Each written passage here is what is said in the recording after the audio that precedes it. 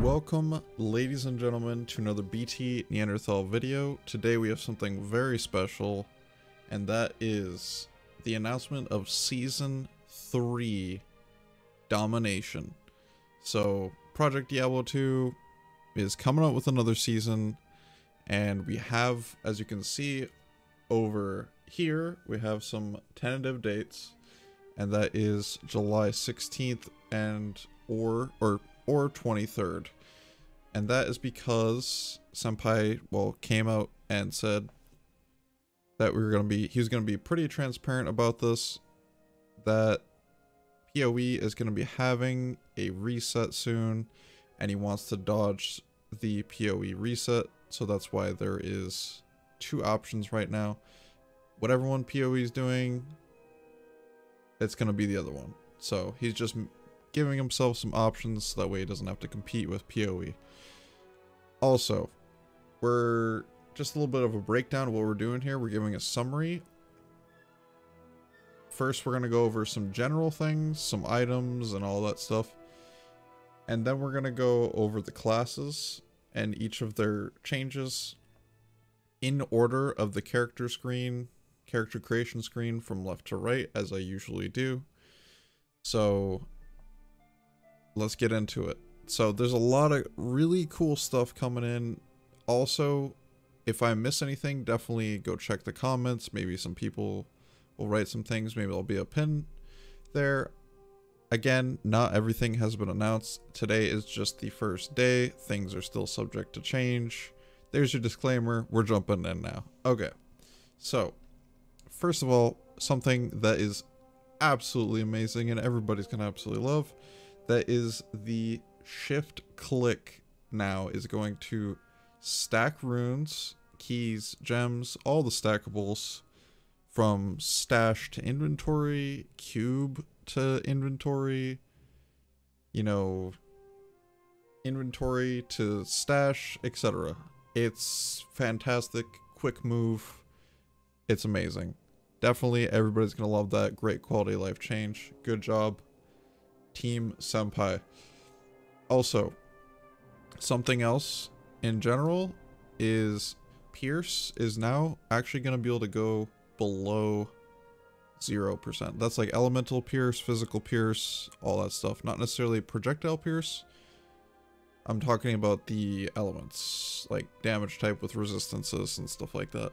Those can go down below 0, but at half efficiency. So after you break their immunity and they go down below 0, then it's half. So that is very good, and we'll actually be showing why some of those things have been happening in a few seconds here. But let's go into the character things. Some basic character things here at the start. We're gonna now start with 2 hand axes on a Barbarian. They have splash now, but they are cracked. So you get 2 hand axes that have splash but are cracked. Assassin, 2 guitars have splash again but are cracked. And we now have druids with a club that also spawns with 1 to firestorm. Also, clubs in general can now spawn with auto mods, any druid skills that is. And then on top of that, clubs in general can roll 1 to 2 all druid skills. So that is very cool. It's a nice little buff there. We should be seeing some nice crafting in combination with that potentially. We'll see. Staff mods, the old ones that we used to see, are now gone. We don't get the old deleted staff mods anymore. For example, like summon resist that used to be in the original thing, that should be gone. And like sword mastery, stuff like that, those things should be gone now, which is great, cleaning up the mod a little bit. They're also providing the new skills, which is great. So, claw and dagger mastery, stuff like that. And that actually brings me to another thing, which is Nightmare Claws can now actually spawn with staff mods, and that is early Nightmare, so from like Charcy. So leveling with an assassin should be smoothed out a little bit. That is good to hear, good to see. Also, a little bit of PvP stuff real quick. We got slow and knockback are disabled in PvP from items specifically. Skills like Smite will still have knockback. Missile Pierce cannot pierce in PvP. And then a couple other things here. Attacker takes damage. This is not PvP. Attacker takes damage and Thorns improved. This is just in general. They proc off range attacks when you block. When a mob misses due to high defense or stuff like that. Basically, it's gonna make it so Thorns builds can actually have a chance now, rather than them actually having to connect their hits. So that's really good. As far as some item changes, we're actually seeing a few pretty intense item changes here. First of all, speculation. And Senpai was like, hey, I think that Windforce and Bariza have too much damage. We're going to bring them down. Maybe decreasing their ED a bit. We'll see how it all goes. Rather than bringing everything else up with it, he wants to bring the damage down. Staves now. So staves are actually insane. For example, in normal, they now have auto mod, like implicit modifier, 10% FCR in normal or a normal base. In Nightmare, they have 30% exceptional base, and in Hell, elite base, they have 50% base FCR. Faster cast rate. And then on top of that, if you get like a rare base, like a normal staff, you can up it, and the same thing applies when you up the staff. So say like you get a nice 2 Sorceress staff that's rare, 2 skills that is, and then you up it, then, or from like normal to exceptional, now it'll have 30 FCR implicit on it, and then if you up it again, it'll have 50. So that is extremely strong here. Also here, Infinity. This is kind of crazy. Senpai is going all out here. 35 base FCR and can be made in staves and gives O skill cyclone armor. This is kind of crazy. So we have the, say you choose an Archon staff, which is an elite base with 50 FCR on it.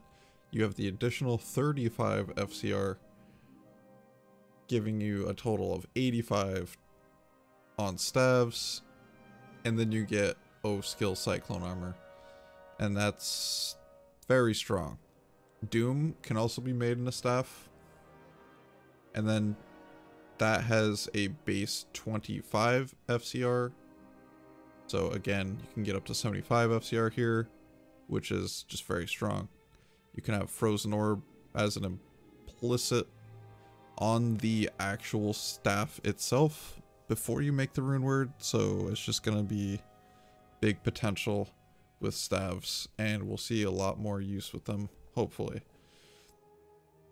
Also, Enigma news we have here, and Enigma is getting buffed, so they would like to give life after each kill again. All this stuff is still in debate, but they would like to get life after each kill again, and then they would also like to reduce the recharge rate of the charges. So that is cool. So we might be using more Enigma here and there. We'll see. Maps are also going to be getting smaller, like the size of Vijun or the River of Blood. The XP and MF are going to be decreased overall on maps, and I think personally, I think this is a very, very good thing for the health of the mod, so that way the seasons don't die as fast. I personally would love to see it pushed even farther, because, you know, finding all the items in like a very short period of time, or having too many items in the mod, I personally think it will kill the seasons off very fast, and it personally burns me out very quickly. But anyways, max life mods on like maps as well, like, you know, increase maximum life of monsters X%, gives a massive experience gain now. So if you're like grinding hard, it gives a bigger incentive to run those maps now for experience. Now we're actually going to be going into the classes themselves and what their skill changes are and stuff like that. So again, starting with the Amazon here, Lightning Fury. This is something that I'm very excited for. We're going to see Lightning Fury. It's going to be making a comeback. It's going from 10 bolts to 12 bolts, and the scaling is improved. So we tested this back in like season 2 beta. I believe there was 11 and 12 bolts both tested, and 12 and 11 were both great. 12 was like very strong, but now they're actually improving the scaling. So Lightning Fury actually could become a meta build and compete. We'll see. Poison Javelin travels faster and has increased AoE with Plague Javelin. So we'll see how that all turns out. It could be good for low level dueling. It could be good for, you know, just farming cows, whatever it might be. Poison Javelin is going to be stronger overall. So that's good. As far as the Assassin goes, not a whole lot going on here as of yet, but a couple things. Tiger Strike now requires 2 weapons and generates 2 charges on each attack. So it's just like 1, 2, 1, 2. So, and the third attack alternates between which weapon it activates on. So, great. So it requires, basically it just requires 2 weapons now. Blade Shield. Bigger AoE and faster tick rate. Procs on hit effects. So it's just like more effective. Blade Shield's doing things more, and it's hitting a lot more often. So that's great. The Necromancer. There might be a CE buff. There's not a whole lot to be said about the Necromancer here. Probably we'll see a Poison Necromancer nerf. Oh, and also just real quick on the Assassin, probably gonna see that Death Sentry and Fire Traps nerf. We didn't really hear any information on that, at least I didn't see any yet. Again, definitely check the comments. Barbs, we have Double Swing now is level 1 required, and Frenzy is now level 6 required. So those have swap positions, which I think is not necessarily a bad idea.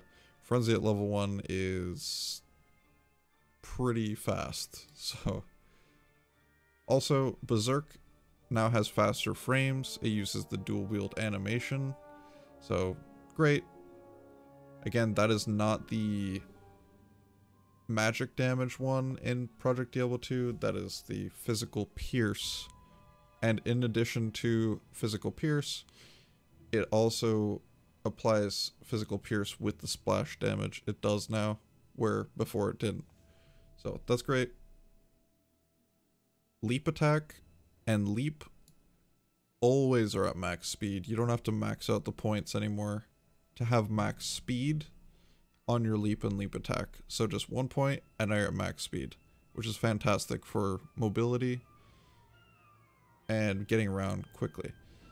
Leap attack itself has its AoE increased, so we might actually be seeing more leap attack barbarians as actual builds doing damage and stuff. Taunt is now an AoE skill. I'm not sure how I feel about this one. I think it's a cool idea. I think it's going to be great for endgame. But as far as like speedrunning goes, I don't know. We'll see. It could be fine. Speedrunning, I know most people don't really care about that, but you know, being able to taunt specific monsters at any range is very strong against ranged monsters, bringing them in and closer to you.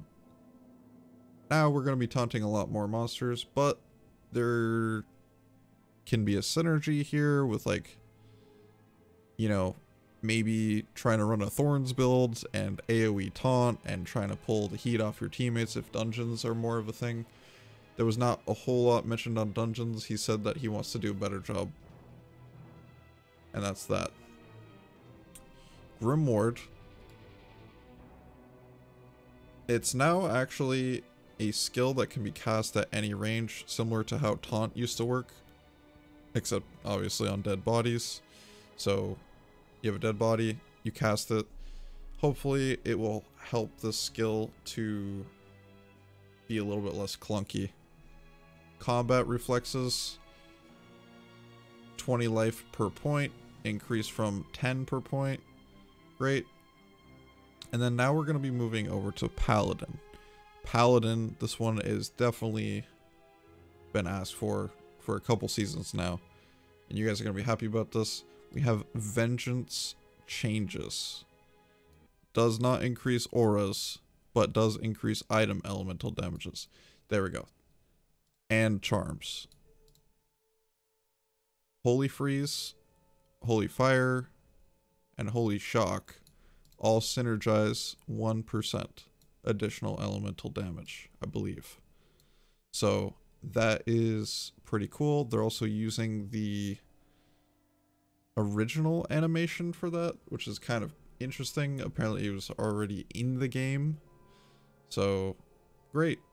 We're going to be having vengeance builds now, hopefully.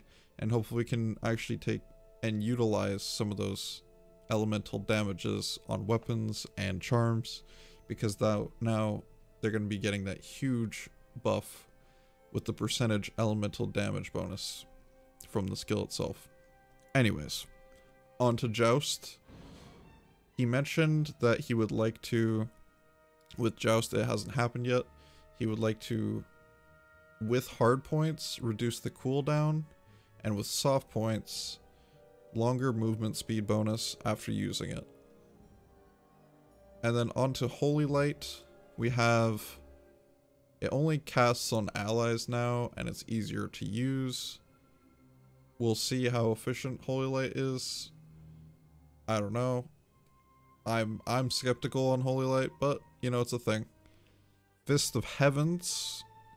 It is now more, you have to be more accurate where you click. So, but that's a good thing, because if you're trying to pick up items and like LOD with Fist of Heavens, then you kind of just end up casting. In this case, you click a little bit more accurately on where you actually want to cast, and hopefully this will help some of the clunky problems with Fist of Heavens. In addition to that, synergy damage increased. So, great. Hammers, remember how in Season 2 they moved faster? Well, they're getting that buff again, the same exact one. Senpai likes that. So, hammers are going to be moving at the speed of light around you now, which is great. That's good. That should help the AoE to get out faster with hammers. Also, in addition to that, real quick, we have Redemption buff, which is now actually going to give you 2 life per level. So this buffs Redemption like Phoenix and stuff like that. So we'll see how that goes, but Redemption buff, we get some life now, again. Thorns, like I said before, and attacker takes damage is now useful. Thorns aura is now flat damage, not percentage. We'll see how this goes. Maybe we'll have some Thorns, you know, aura builds and stuff like that. We'll see how it goes. It seems more effective and more efficient now. And then we have here the Sorceress. This is probably one of my favorite changes. I suggest this in Season 2, but it looks like they finally got around to it in Season 3. And that is enchant for both in fire enchant and cold enchant. Have an AoE buff. So you just cast it once around your team and they all get buffed, which is fantastic. There is a catch though, that the buff is nerfed by 50% to allies.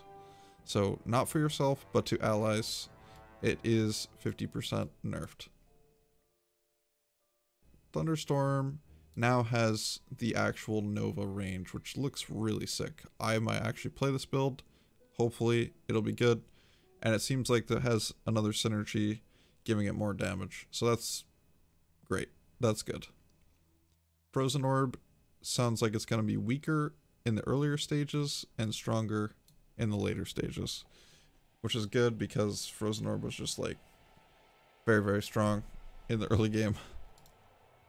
And then last but not least, we have the Druid Fireclaw rework. This is a massive rework, and we actually cast Firestorm on hit with the Fireclaw now. So it looks pretty cool. Hopefully it plays well. We'll see how it goes. Again, we have beta coming up at some point.